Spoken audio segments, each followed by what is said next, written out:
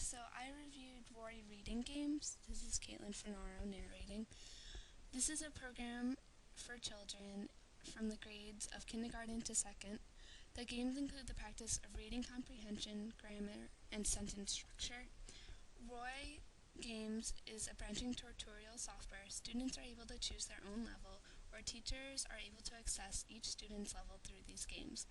The teacher then might be able to guide the student in the right direction of which level game that they should focus on. The games are self-paced, there are no time limits. The games look like templates from worksheets but more interactive. This website is really geared, however, toward independent practice. Students aren't taught the lesson in the games are just additional practice of what they learned in the teacher's lesson.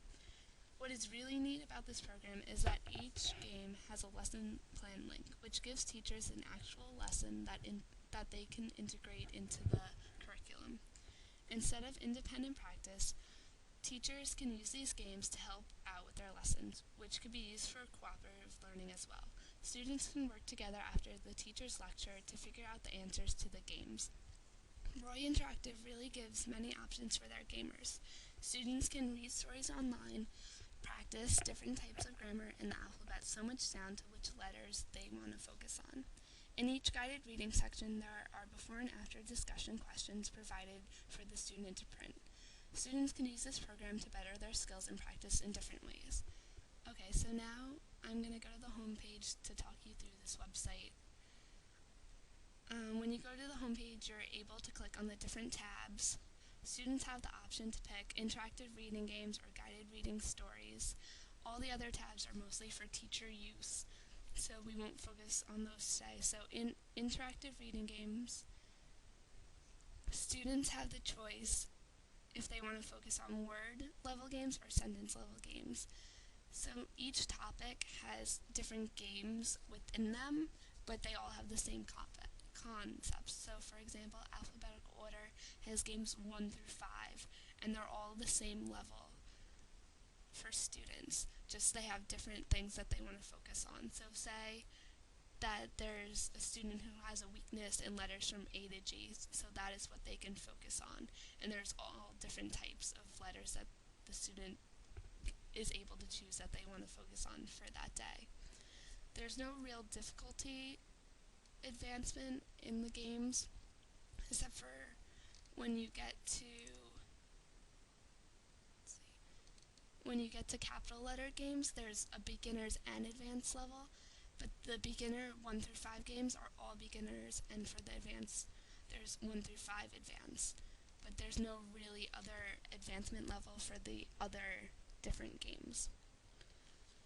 Okay, so now I'll click on a game to show you how it works. Okay, so see in the beginning, there's no oral comprehension, it's just reading the text. Students have to put the words in alphabetical order. Okay, so it doesn't tell me how to do this, but I'm guessing that you have to drag the words to the list. And this could be a means of active engagement because students are active in giving the correct answer instead of just choosing the right answer with one click or a circle of a pen or pencil. Students actually have to drag the word to the list. So students will become more engaged and gain interest in what they're actually doing. And they might actually be more careful in giving answers. So now I'm going to do it wrong just to show you what happens. Oops. Okay, see, it told me I got one right, and I got all of those wrong. And it doesn't tell me why I got them wrong, so I'd like to try again. So I'll just do it wrong again. Oops. And it tells me I got 3 right this time. But now when I click on it, it just gives me the last 2 that I have to fix. So let's just say I do it wrong again, I'm able to undo. So then I can put the ball in. So when I do get it right, it just puts a check mark that I got them all right, and it asks me if I would like to do some more. But just notice that the game doesn't give you the reason why the answer was wrong, and you have to keep guessing the right answer until You have to keep guessing until you get the answer right.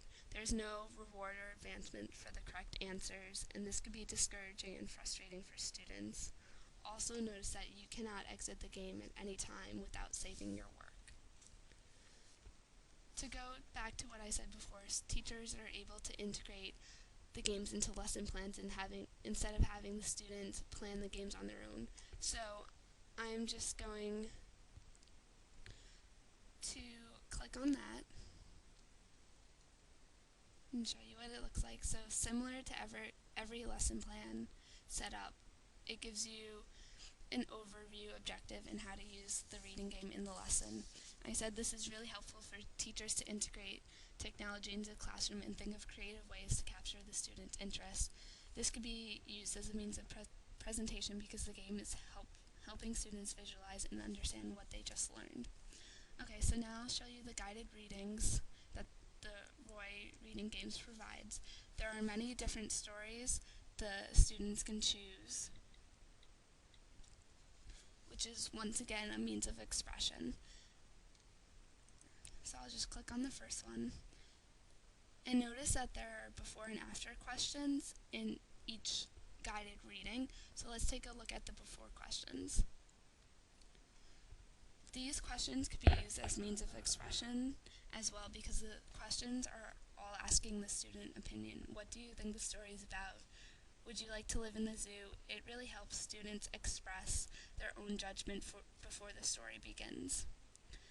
There's also after questions, which could be used as active engagement because students may be more attentive in listening to the story because they know what questions will follow next. So they'll focus on where Roy lives, and do you think it's fun to live in a zoo? And who does Roy miss? So, okay, let's start the guided reading. Notice that there's no highlighting of the words or a sound that really guides the student through the practice. So it's really not as beneficial for a student to do this on the computer rather than sitting down reading a book because it's just like a page, you flip it. But this should be more geared towards oral comprehension and guiding the student through the reading. So, Roy Interactive Games really has many relative advantages. It solves the problems of students who are less motivated to practice and learn.